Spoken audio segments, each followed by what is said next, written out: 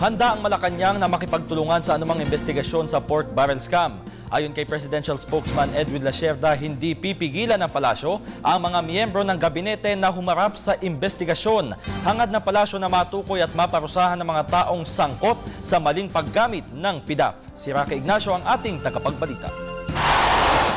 Na Malacanang sa publiko na walang opisyal ng gabinete na mang-iimpluwensya sa investigasyon ng NBI sa kontrobersyal na maling paggamit ng PDAF. You can be assured that no cabinet official is interfering with the investigation being conducted by Sir, bakit NBI. ang tagal ng filing na ito?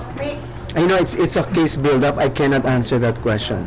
Nagpahayag rin ng kahandaang palasyo na makipagtulungan sa lahat ng isinasagawang investigasyon kaugnay ng pork barrel scam. Ayon kay Lacerda, hindi pipigilan ng Malacanang kung imbitahan ang ilang miyembro ng gabinete sa investigasyon. Kabilang kasi sa mga nadamay ang pangalan ay si Agriculture Proseso Alcala, pero paglilinaw ni Lacerda, sa tibay pa rin ang ebidensya na katuon ng lahat. Bukod sa NBI at Interagency Anti-Graft Coordinating Council, nagsasagawa na rin ang inquiry ang Senado sa maling paggamit ng PDAF. Wala pang, I don't know kung sinong natawag. So, if we are asked to attend, we will attend, I suppose. Ayaw na rin patulan ng palasyo ang komento ng showbiz columnist na nagsasangkot umano kay Executive Secretary Paquito Ochoa at PMS Chief Julia Abad kay Janet Lim Napoles. We will not comment on that because if we comment, we'll dignify such claim. We will not dignify the statements.